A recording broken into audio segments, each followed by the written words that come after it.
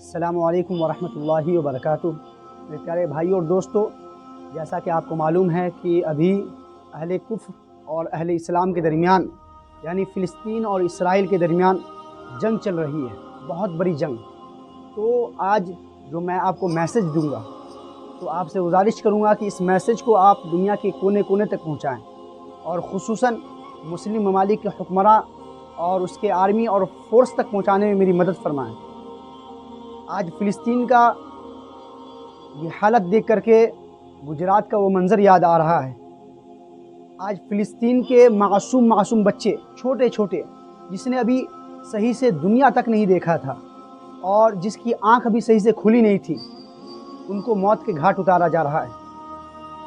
आज पूरा आलम इस्लाम, जिसके अंदर ज़र्रा बराबर भी ईमान बाकी है, उसके रोंगटे खड़े हो जा रहे हैं फ़िलिस्तीन के इस हालत को और इस मंज़र को देख करके। लेकिन ये मुस्लिम ममालिक के हुक्मरां, 57 मुस्लिम ममालिक, उसके हुक्मरां, उसके फोर्स, उसके आर्मी, क्या उनका ज़मीर, क्या उनका ईमान उनको नहीं ललकार रहा है? क्या उनका खून नहीं खौल रहा है? ये बिलखते हुए बच्चों की आवाज़ को सुन करके। ये सिर्फ फ़िलिस्तीन का मसला नहीं है। अगर फ़िलिस्तीन का सिर्फ मसला होता तो वो लोग इतने जुल्म होने के बाद वो छोड़ कर चले जाते, कहीं और जाकर बस जाते। ये सिर्फ फ़िलिस्तीन का मसला नहीं है, ये अहले इस्लाम का मसला है, ये बैतुल मक़दिस का मसला है, ये ईमान का मसला है, ये क़िबला अव्वल का मसला है, ये उस जगह का मसला है जिस जगह प्यारे नबी सल्लल्लाहु अलैहि वसल्लम ने नमाज़ पढ़ी थी। ये उस जगह का मसला है जिस जगह प्यारे नबी सल्लल्लाहु अलैहि वसल्लम ने मिराज के सफ़र में गए थे। ये उस जगह का मसला है जिस जगह प्यारे नबी सल्लल्लाहु अलैहि वसल्लम ने तमाम अंबिया अलैहिस्सलातु वस्सलाम की इमामत की थी। ये उस जगह का मसला है, इसलिए वो छोड़ कर नहीं जा रहे हैं। आप उनके ईमान का लेवल तो देखें। ये बैतुल मक़दिस के लिए, मस्जिद अक़सा के लिए अपने आप को, अपने जान को, अपने माल को, अपने दौलत को, अपने घर बार को, सबको अल्लाह के राह में क़ुरबान कर डाला। और अपने मासूम बच्चे जो दूध से बिलख रहे होते हैं, उनको भी अल्लाह के राह में क़ुरबान कर रहे हैं। और ये मुस्लिम ममालिक के हुक्मरां, ये क्यों बैठे हुए हैं? ये क्यों खामोश हैं? इनके ईमान कब जागेंगे? ये किस दिन के लिए हैं? आज फ़िलिस्तीन का कोई ऐसा घराना नहीं जिनसे सिसकियों, आहों और कराहों की आवाज़ नहीं आ रही हो। उन सिसकियों को सुनने के लिए कानों की ज़रूरत है, उन आहों को महसूस करने के लिए दिल की ज़रूरत है, उन चीखों पुकार को समझने के लिए दिमाग की ज़रूरत है। वो चीख रहे हैं, चिल्ला रहे हैं, वो सदा दे रहे हैं। ये बिलखते हुए बच्चों की आवाज़ उनको बुला रही है। लेकिन ये मुस्लिम ममालिक के हुक्मरां अपने कानों में उंगलियां डालकर बैठी हुई है। हमारे लबों पर बस एक ही सवाल है कि अल्लाह ये क्या बन गया है? प्यारे नबी सल्लल्लाहु अलैहि वसल्लम ने फरमाया था कि तमाम मुसलमान आपस में एक जिस्म के मानिंद है। जिस्म के किसी एक हिस्से, किसी एक जगह पर दर्द हो तो सारा जिस्म उस दर्द को महसूस करता है। मेरे भाई और दोस्तों, आज क्या हो रहा है? आज मासूम बच्चे मारे जा रहे हैं। आज कितने मासूम बच्चे यतीम बन रहे हैं। वो बच्चे जो सही से अभी चलना नहीं सीख रहे थे, उनको मौत के घाट उतारा जा रहा है।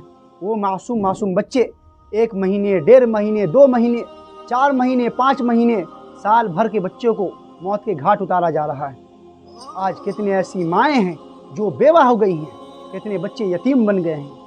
आज कितने मजलूम और मासूम लोग हैं जिनके घर को ये यहूदी तबाह बर्बाद करके रखा है, तबाह बर्बाद कर डाला है। आज कितने मासूम लोग हैं। आज कितने खूबसूरत जवान, आना जवान मौत के हाथों बेबस और बेकस होकर रह गए हैं। आज फ़िलिस्तीन पर जो गुज़र रहा है, न उसे आसमान जान सकता, न उसे ज़मीन महसूस कर सकती।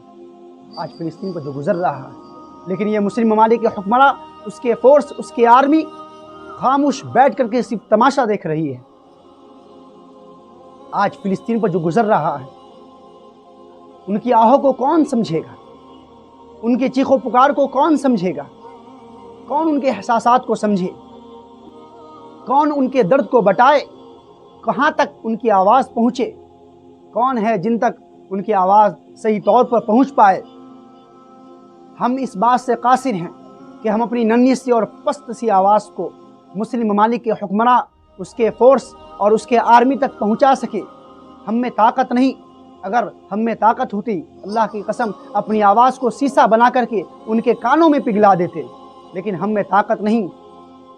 آج جو فلسطین پر گزر رہا ہے ہم اس کو نہیں جان سکتے، ہم اس کو سمجھ نہیں سکتے، ہم اس کو محسوس نہیں کر سکتے۔